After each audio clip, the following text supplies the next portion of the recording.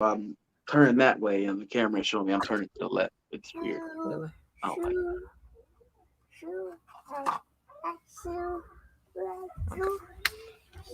All it. right, Are guys, we we live? are back. Oh, okay. My brother's favorite niece decided to press a button, and it literally showed nothing but code across the screen. I can't even tell you what button she pressed. I couldn't even get out of it. It literally showed nothing but code, and I couldn't get out of it. And he was, my brother was like, "What happened? Where did you go?" Oh, it's gone. It's gone. It's gone. So, I think I was live by myself for a little while. I didn't know what to tell the people. did you say anything? Hello, people. Just me. I can't hear I you. said, You did you low. say I don't know. anything? Maybe it's my phone. I can hear you, but you low. You can hear me, but I'm low. Is that better? Maybe a little. I don't Is it? know. I can hear you. It's fine. Do I need to turn up the Oh, volume? Is that better? a little. A little. Is that better? Yeah, that's better. Okay. We didn't ask if it was better for you because you don't need a mic. Huh? So we were talking kind of black businesses, local businesses, and kind of you were talking about the businesses in the local, and that there's a local black-owned bike shop. Because clearly we're still waiting on this bike. My son has this I got my brother was the bike kid in our family. So Mm-hmm. I called him, like, what bike do you suggest? I got him this BMX bike, and the kid hasn't been able to ride it. And we're about to be in February. But it's good though, because it's gonna be ready by the springtime. That's perfect time to get on the bikes, you know.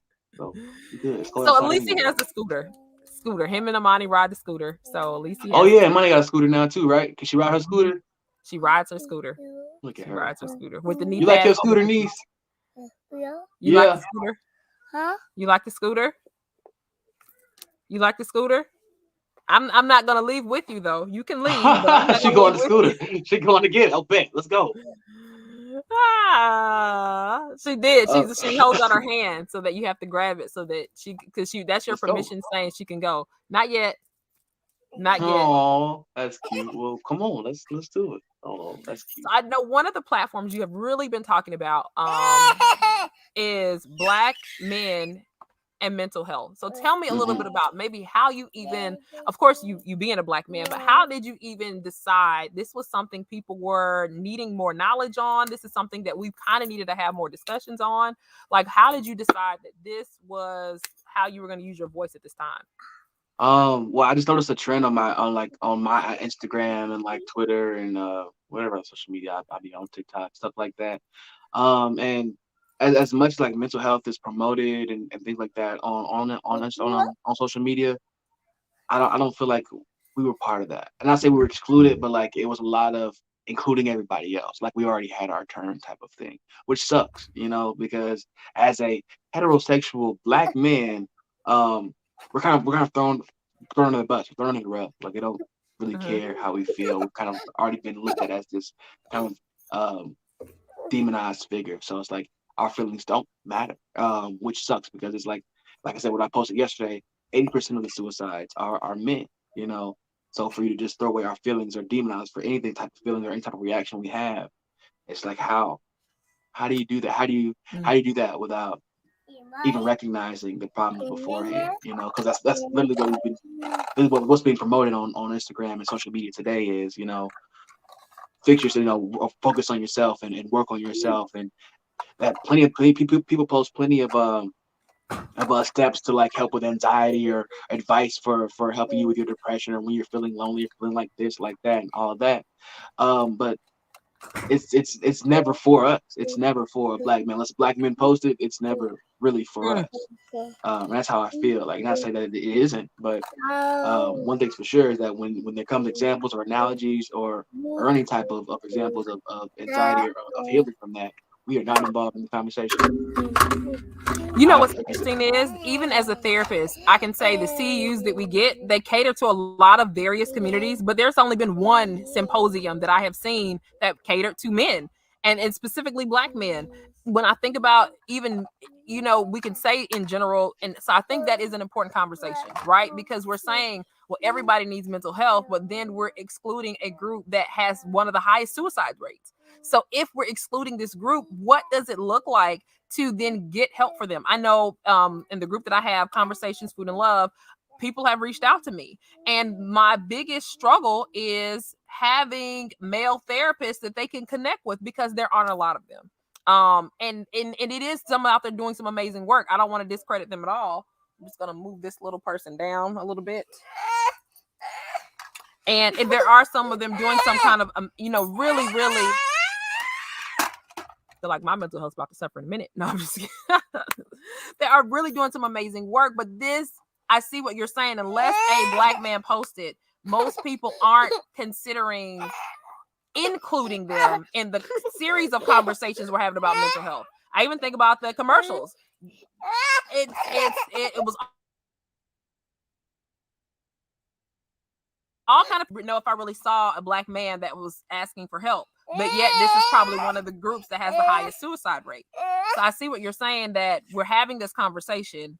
Are we including everybody? Without it, you know? And even if you say, like, I understand the dynamic of, like, there's plenty of avenues for us now. Like, people talk about Taraji P. Henson's advocation for Black men's mental health and paying for therapy for Black men and things like that, which is beautiful. I think, like I said, there's plenty of people out there doing great work. That's not what's being promoted very much. They talked about that with Taraji for a little while, and then you don't hear about it anymore. There's nobody else even posting about I don't even remember the name of the website you can go to for it, and that's what the problem is. There's this conversation, but even in that conversation, even if you bring us in the room, we don't know what to say, because we've been a big percentage of Black men who have been trained to not have emotions. Lil Baby say it all the time. I don't have emotions. Listen to one of his songs, Lil Baby. I don't know you. I'm sure you don't listen to him, but I'm pretty sure Brady knows who that is. Lil Baby, Atlanta rapper, popping right now. For your information, sir, I know there is the baby, Lil Baby. There's the baby, Lil Baby. Oh, look at you! Baby. I'm proud of you. I'm so proud of you. Hello. You know what I mean? I do have. So the deal is that one of my specialties ended up being African American males. That was one of the groups that I said when I first went into working in trauma at the agency that I transitioned out of, so that I could do more life coaching work and focus more on communication. They do more trauma. I wanted to do more communication so that we could express, and which is interesting. You say we're not taught to have feelings. We're not taught to have emotions. And this is true. I found this with my young men. They did not only were they not able to express their emotions, they couldn't label them because they had spent so much time avoiding them or numbing them that they couldn't properly say, I am embarrassed, I am ashamed, I am frustrated, I am angry. Most of them just labeled everything either angry or happy, and that was it. And they fell into these categories. And so part of my work was to help them really examine the emotions, because sometimes the world or even society isn't giving them time to process.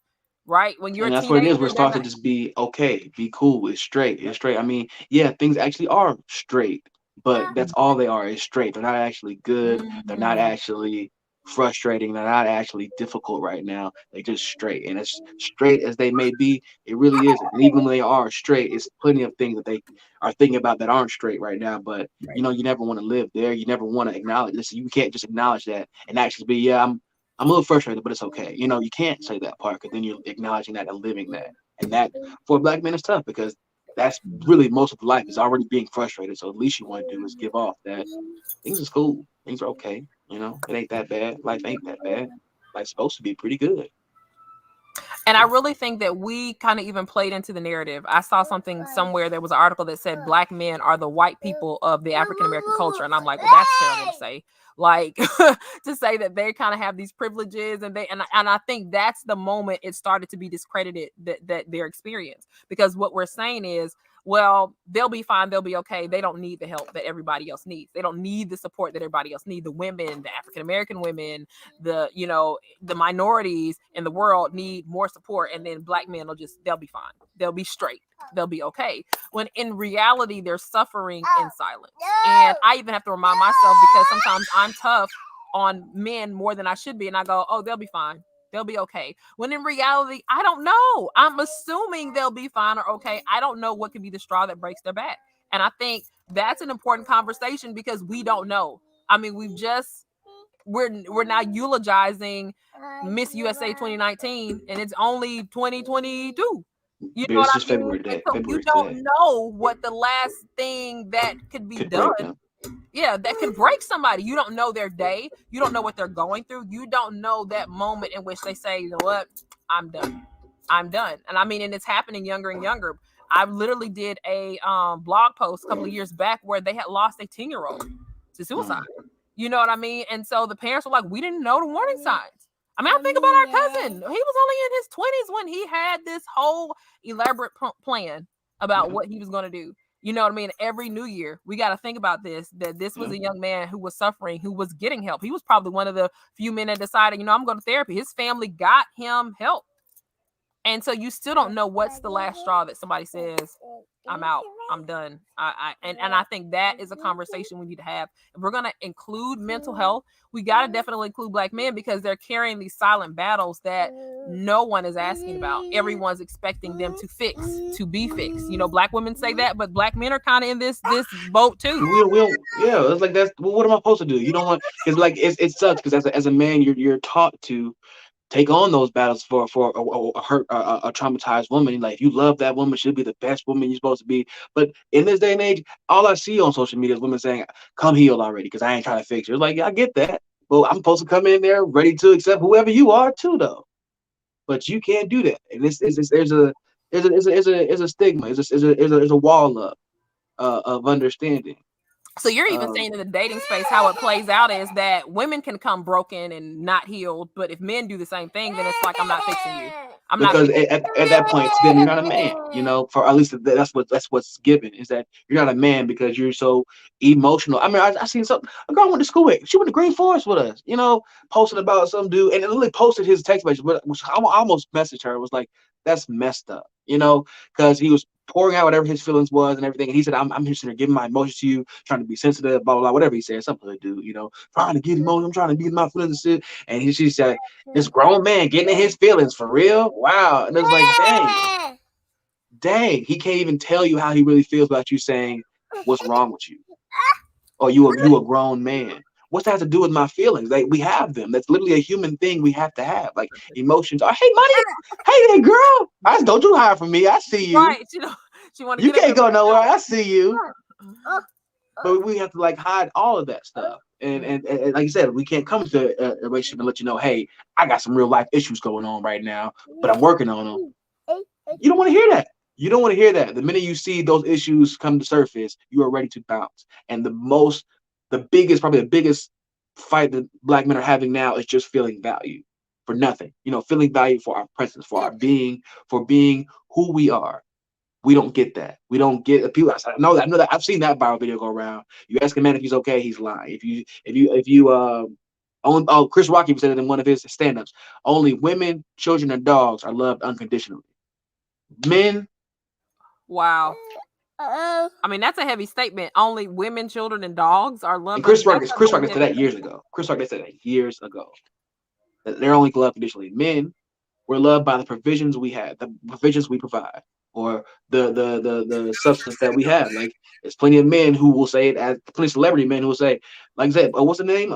Mike Jones. Back then they didn't want me. Now I'm hot. Y'all on me. Like, you didn't care about me back then. You didn't care about me now. You just care about what I have to offer.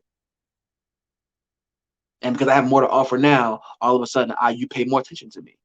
All of a sudden I'm cute. All of a sudden things have changed. I'm different. I'm really not.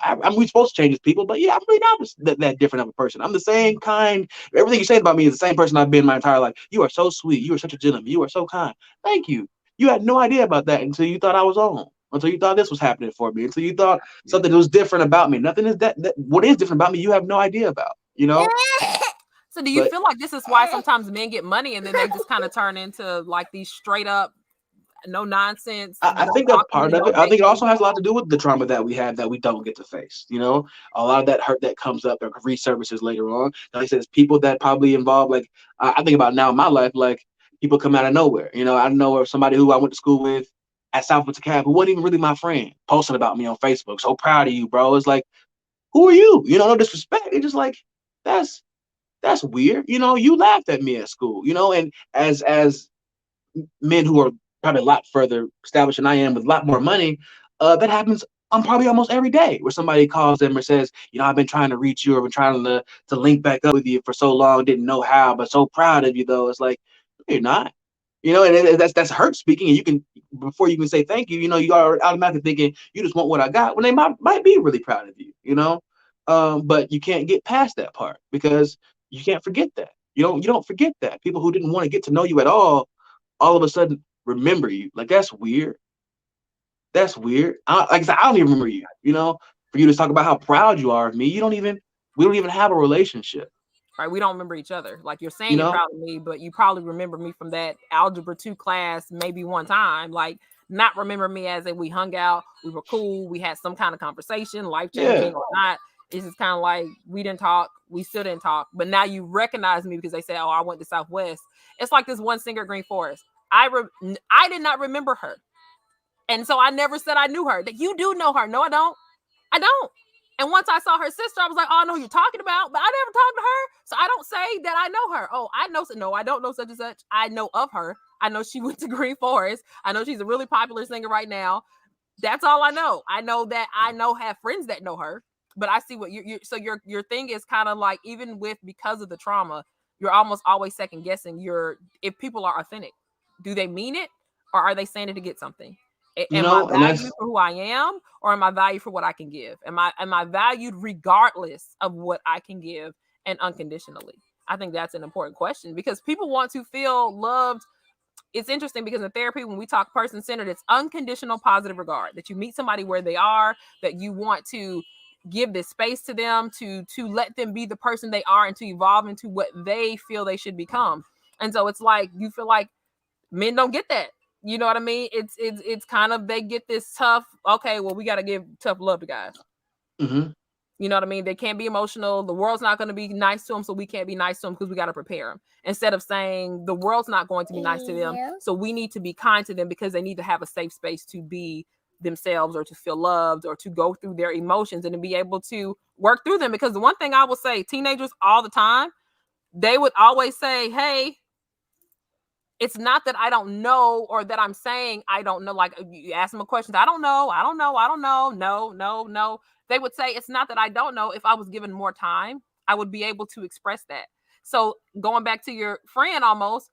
So then what happens when you get these emotionally unavailable guys? You know what I mean? You're complaining that he's a grown man expressing himself. What happens when you get a grown man don't talk at all? And that's the thing too. Like, I mean, so I know guys like that who just don't, not talk, but it's like who are very emotionally disconnected. And for a while, that was a popular thing for girls to date guys who were just nonchalant about everything. Played that card too before. You know, I've done these social experiments. Like, I'll just be nonchalant and not care, and it works. Like, you see, oh, I know what you like. You like guys who talk down to you and who don't care about what you got going on. Why is that? Why do you care? Why do you like that? And a lot of me thinks like maybe it's a whole nother life. Like, I think as a man, like I wouldn't care about what you're doing if I had something else going on. That's how I think, you know. But and I don't know about how a woman thinks, but that was a thing for a while. Now, there's difference now. Now women care more for a guy who's more emotionally connected and can, you know, express his feelings and everything. But in the same type of context to me, which is kind of weird. They like these emotional guys because they can do whatever they want with these guys. Or they're not really paying attention. They just emotional. They glad to be there and happy to have them and, you know, all lovey dovey on them. So they ain't really paying attention to, or I just like they don't, yeah, the other stuff. They're just so happy you there. So we ain't gonna ask too many questions because I'm happy you give me your time, you know. And as great as that may be, the time I ain't getting, I'm not thinking about, or I'm not gonna ask questions about. You know, which you shouldn't. You know, you should be able to trust them. But regardless, it's like you know why you doing, you know why you dating, why you dating who you dating, and you know your intentions ain't pure if that's the case. You know, and that's the messed up part is as pure as intentions can be, a lot of them aren't, which is why we can't get through those traumas or figure out or even tell people what we really want because we've never really communicated that stuff ever. You know, no one's ever really, most people have never really been really honest in a relationship until you're about to get in that one, or you're about to get married. You ain't got no choice. You know, if I'm gonna be with you the rest of my life, I gotta tell you the truth. I You know? need to go. Or, you find it as rare, right? That the person is super honest. You're like, are you sure you're honest? Because Yeah. and so this is something that I am very passionate about changing in dating is the transparency up front. I remember one of my clients when I said, no, we're going to ask these questions. We're going to get these answers and we're going to listen to the answers and ask more questions.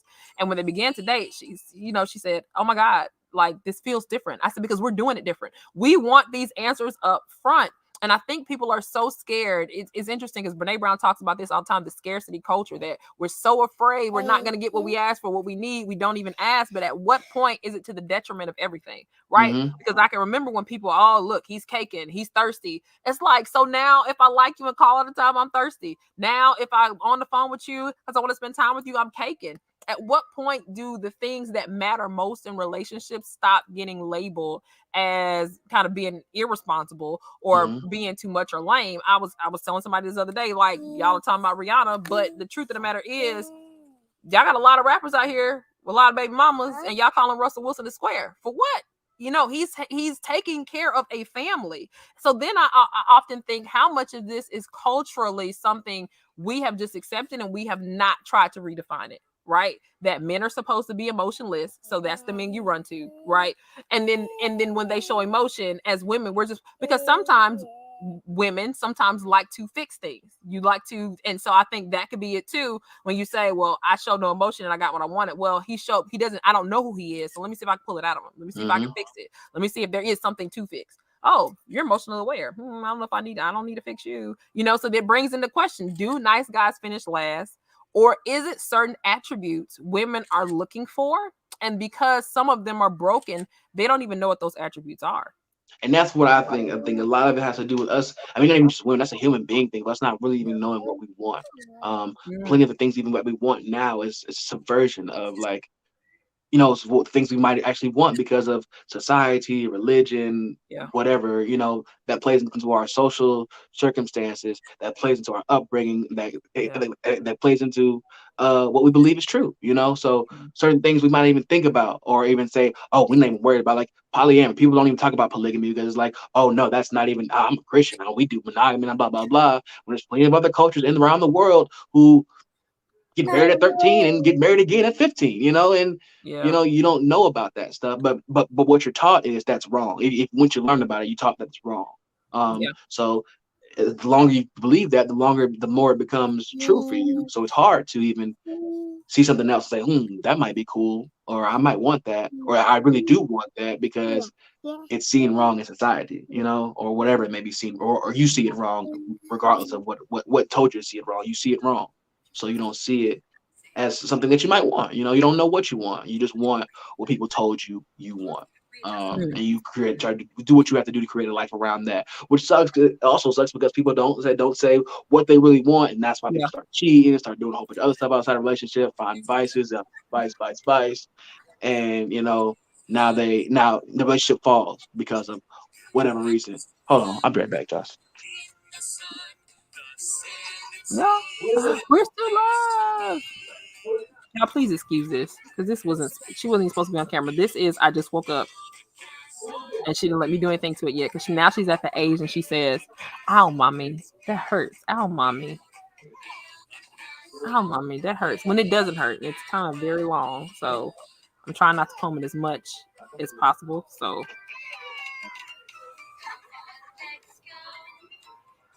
sorry, I had to let my friend Derek in. What were we talking about? So kind of even in the dating space, you know, the one thing I will say is, because they're a Christian person, does it make them a good person? I learned this watching the men sometimes as a young adult. I'm like, that don't add up. Like, you say you're Christian, but are you a good man? Like, the stuff you're doing isn't that for the street. Like, I don't know. So I think that is something, I really think that is something to be aware of too, that your upbringing, your culture, your religion plays a part. But I think we have done a very poor job of talking to, even in religion, about what equally yoked means. Because I think about how in my marriage, we met, we were both out of undergrad, we were both going into grad school, we were both working. At the time I was a teacher, he was at Verizon. We kind of were in the same place at life. We didn't either one have kids. We were both, I mean, when I tell you grad school is a grind, and you usually have to date somebody that's in that grind with you or that has been there. Because I was in church involved, but he was going to church, which, to be honest, the way I was in grad school, that's what I should have been doing. But I was trying to run ministries while I was in grad school and working full time. And literally, it'll be times he would come to church and he would, you know, he made the comment. He was like, I mean, when I was out of town, I said, well, I'm preaching, but you don't have to come. They recorded it. I got to go to school. And he's like, well, how's it different when you there? I don't sit by you when you there because you running around when you're there. He was like, so it's fine. I sit with your mom like I normally do. And that's when I kind of thought, man, he's being real understanding, because he is coming to a place he's supposed to be hanging with me, and he's not even spending any time with me. So I think that even when you talk about the culture and the religion and how we have talked about dating, polygamy, polyandry, we don't talk about those things. I mean, they existed in the Bible. They did. I mean, Noah, he did. Well, then talk about Noah, I'm thinking of Jacob, where he had 7 wives, right? Yeah, he had 2, and then he had a lot of kids. Well, and to be fair, he was tricked. He tried to date Rachel, and the daddy was like, "Oh, okay, this her. Psych, it's really Leah, and she's not attractive. So work 7 more years to get the one you really want." And in turn, that plays out though in the family, because he didn't like Leah. He treats her like he doesn't like her. He really likes Rachel. He likes her so much. Her kids are his favorites, right? And now Leah's kids are feeling it. It plays a part in how things go down. Even if you think about Ishmael and Isaac and Abraham and all that, same thing. Ishmael ends up being a child that's not wanted. And so the mom runs away and all those kinds of things. So I think cultural, even the way that we portray it, whether it's religion or not, it all kind of plays a part into dating, right? People don't think about that. In entertainment, I just told somebody the other day, I don't see my family in any of these little catalogs my son be trying to buy stuff out of. I don't see nobody that looks like my husband. Because we're not promoted. We're not promoted. Even now, watching a new movie on HBO Max the other day, and the what's promoted now is homosexual marriages. Which is fine. That's fine. We love that it's being accepted, but it just threw us out. Like the girl in the movie had 2 dads. And Finding Dory, had 2. I think her parents were gay. Somebody's parents were gay in Finding Dory, and it was like that's what's being promoted now, is to. Like I said, even before, like these are kids' movies. You know what I'm saying? Kids shows that y'all promoting this in. Yeah. Not even thinking about sexuality just yet. Even if they are, they're not thinking about it. But you're telling them, hey, when you do think about it, this is okay. And if which you're is being fine, inclusive, then where is this family that looks like my? You know what I mean? If you're saying you're being inclusive, is what you're doing. Then where are all the families? Okay. But for you to include someone, you had to throw someone out the circle, which is weird to me. Right. Instead of saying, okay, we're adding 2. Let's just.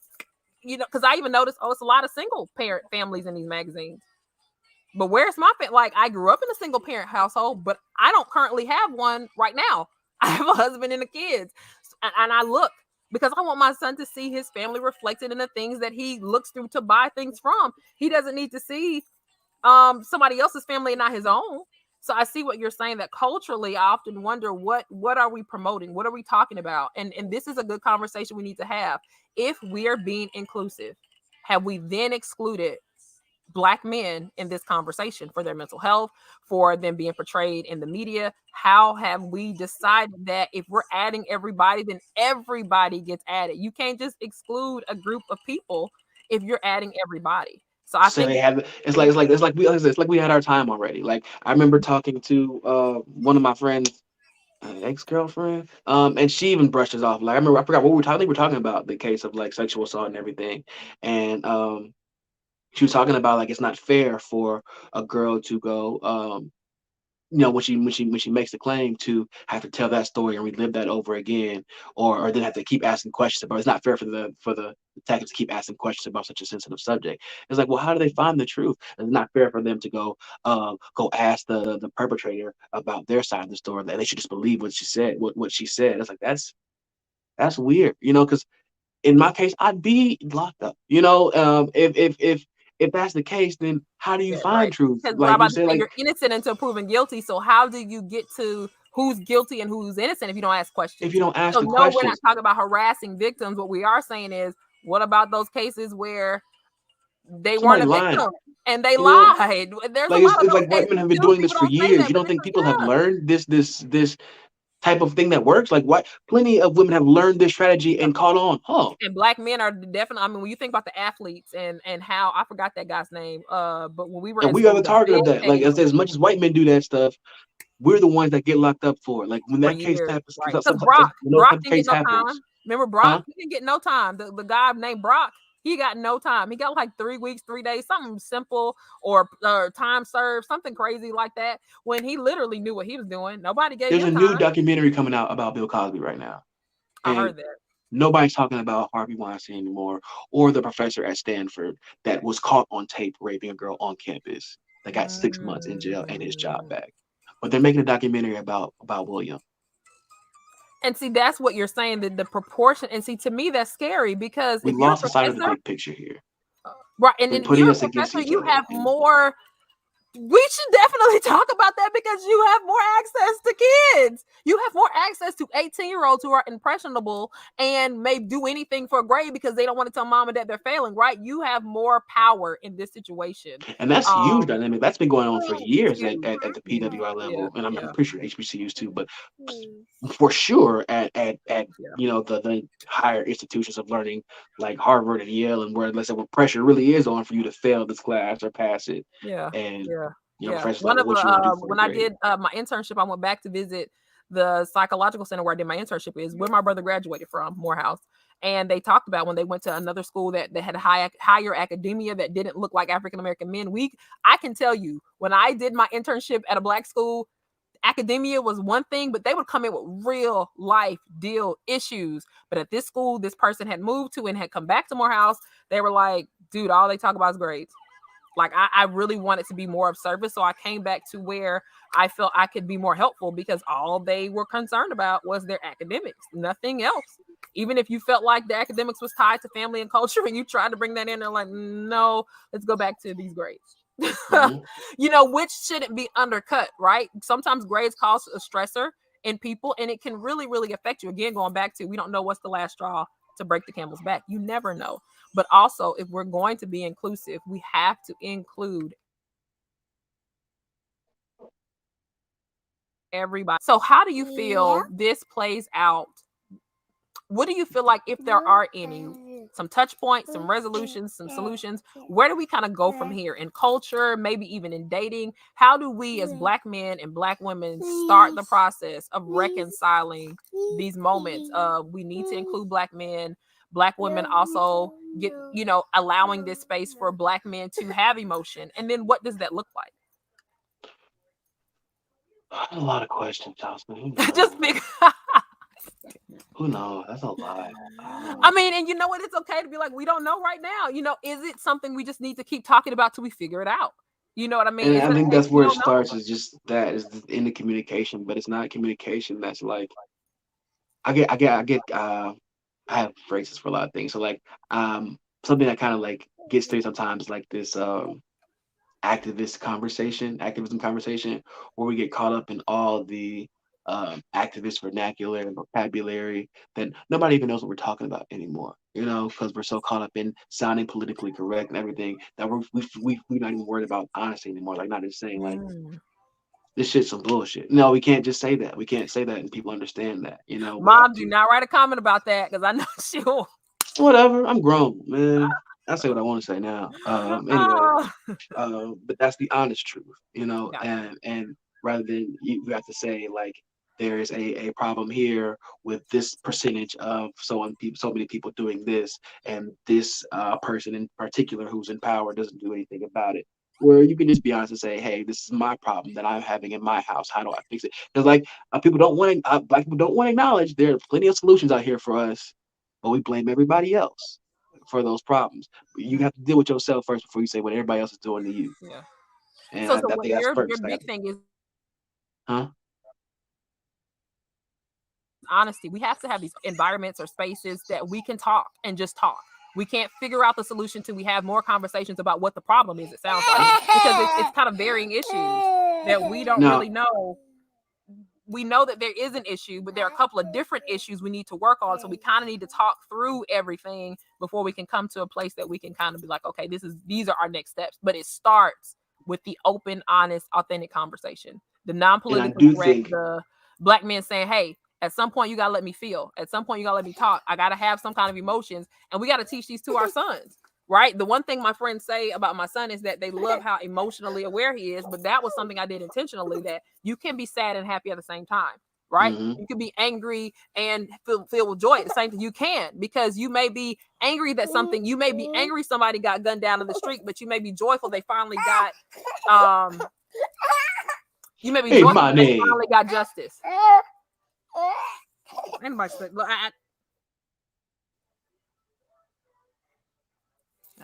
all right, so Uncle JT, what is your confession as I wrestle your My confession, man, this adult stuff is really hard. This black man, as a black man in this country, it's really hard.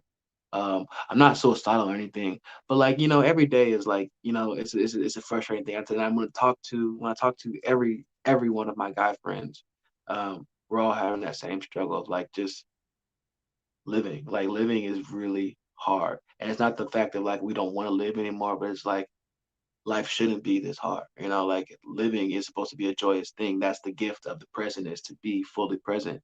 But you can't do that when you got to think about bills or stability, provisions, making a family, all types of things as a man's supposed to do. And then living in a country that literally puts out the biggest obstacles possible to stop you from doing so.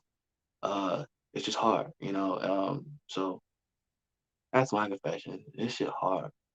Uh, but I do find joy in the small things of life and everything. But I just feel like that's so minimal. There's so much more in life that we could go get or have if there weren't so many things or a premium of circumstances around us getting them. Like there's so much in life to enjoy, just traveling. Like, but it costs to travel. Like you gotta buy a plane ticket, buy a boat ticket, a cruise to whatever. You gotta buy a ticket to go, gotta buy a just to get ticket. there, That's just to usually get there. And 1,000, you gotta buy for 2,000. Yeah. you gotta pay for a place to stay while you're there. Yeah, you You gotta do. pay for food because you probably don't know. You got wherever you're staying at probably doesn't have a stove or oven. So you gotta go eat out, and it's all planned. And that's what's messed up, is that this is planned, and a planned economy, so people can't even live outside of their subversion of what they want, or a subversion of reality, and figure out things that they really want or want to do, because you have to get over this hump first. And as a black man, we got the biggest hump in the world Yeah. to get over. Not the only one. We ain't the only hump. That's the thing with, as a black man, including everybody, we know we're not the only one who has obstacles, but we know we got a pretty big one to get over. And nobody else seems to care about that obstacle. They want us to acknowledge theirs first before we can I think that's a big statement to say that no one cares about our obstacle. They want us to acknowledge theirs first and then come back and say, oh yeah, by the way, did you have an issue? If we're being inclusive, then we're including everyone. It can't be just by that time, it's like gaslighting. Like people say things all the time about like, hey, I know that you probably have so much to say about everything going on, but let me say what I gotta say first, and then what you got to say is gonna make me feel bad for what I got to say. So I won't say it anymore. I just won't say it. Or I don't say anything. Yep. And that's what happens for a lot of black men, or just men in general. Is everything I have to say is gonna hurt. And that's everything. What's interesting? It is. I feel like a lot of men in general have said this. I think black men their voice is more quiet, but other men have said the same thing. I remember that a radio host recently said, ask the men in your life, is this an awkward space for them now? And I asked you, I was like, Tavy, is this an awkward space for you? He was like, definitely. Right now is a very awkward space to figure out how to be a gentleman, to be loving and kind and strong and an adult and responsible, all while trying to figure me out, and I could have broken. That's exactly what we that's just dating. The rest of life, forget about that. Just dating, it's entire minefield in itself. Trying to. And you live in Atlanta, because let me tell you, on Instagram, this guy was like, oh, women don't date men because of confidence. I'm like, that ain't it in Atlanta. That's not the problem. And so we kind of went back and forth, because y'all know I do not like male dating experts that don't know what they're talking about, and I get very frustrated. So, and that's what I see. That's the social media I see, which is why I post what I post. It's like, this is what's being promoted. I'll see this dumb post I've seen today that's supposed to be about men need to do this or women need to do that, and that's what's literally, I see that at least 10 to 15 times with somebody else's timeline or somebody else's story. That's like that's the activism that's being promoted right now for us to get better as people. This is wrong. We suck as human beings. If that's the case, we suck. If we are so worried about somebody else doing something for us to be happy, what are we doing with ourselves? Like, you can't create your own happiness. That is a problem that you have to figure out on your own. That is no one else's problem but yours. Yeah. But Yeah. that's the life we live. And I do understand it, because, like I said, we live in a society that you can't do it on your own. You really cannot, so you kind of have to look, well, not even have to, but you're forced to look for people to rely on or depend on. And when you don't get that, the world is just terrible, because that's what you see. That's what you have accepted as true, because that's what's happened to you most. I know I've seen that. Most of people who have had people who are unreliable most of their life, gain a life of doing it by themselves, because no one's reliable, rather than finding the people who they can trust. Right. So building true partnership. We're not teaching true partnership. We're teaching transactionary dating.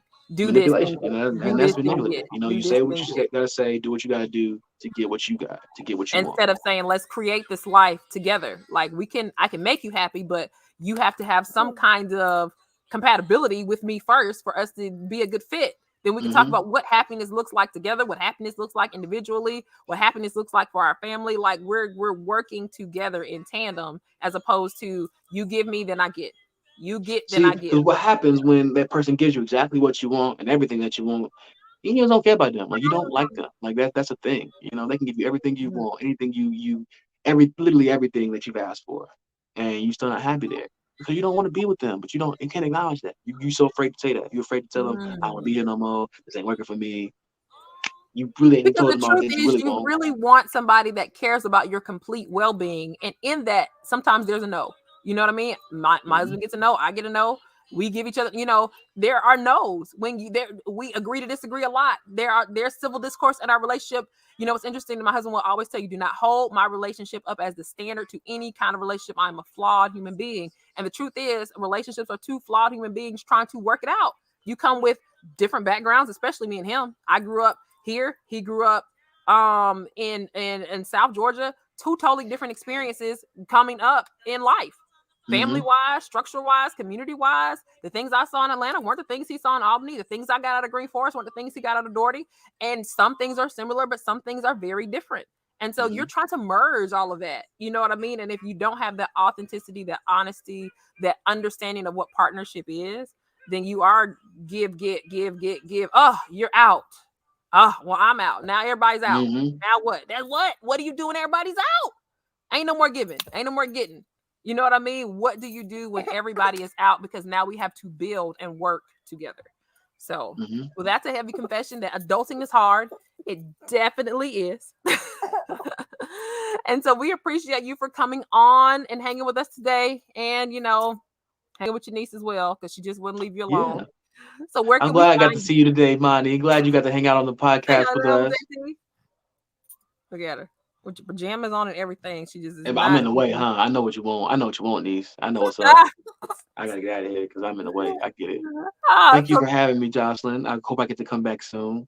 Yay, you can. You come back anytime you want. But y'all go check out Outer Banks on Netflix and watch the movie National Champions. I can't tell you what else I got. Oh, what's the other one on Prime? I can't. Oh yeah, I can tell you that. Oh, and watch Modern Love on Amazon Prime. But that's it. That's all I can tell you National right Champions. And my podcast, because he's here. So we appreciate him. You watch this too. So we appreciate Uncle JT for hanging with us, talking about his projects. Really passionate about including everybody, Black male mental health, how this plays out in relationships, because it does. I think this is an important conversation for how it really plays out in our family dynamics, our dating dynamics. And this is a conversation to have even individually for making sure our community is being inclusive for all parts and making sure that we're healing together. All right, guys. I absolutely loved having my younger brother on today. Fun fact, he is literally my youngest sibling out of all my siblings. I have 4. He is the youngest out of everybody. I thought him and my other brother were the same age, and I realized I do this thing where I trap people in time. So in my mind, I was 26 and Gabrielle's like 31. So they are not the same age. He is my youngest sibling. And I loved having him. So, all right, guys, you know where to find us. We will see you next week. I have a therapist coming on to talk about love, relationships, and kind of the culture of what it looks like to maneuver and navigate dating relationships as a male, as a therapist. His name is Brian Stevens. I can't wait to have him on. He actually taught me and my brother when we were younger, and now he's a therapist with his own thriving practice. And so he's going to come on next week. So all month, I'm having the guys come on, speak up, talk loud. This is what we want to hear from you guys so that we know as women that are dating, instead of having male experts saying, well, men aren't doing it right, we want to hear some men that are doing it right and what we can do to support them and what it looks like to build a real partnership. All right, guys, talk to you later.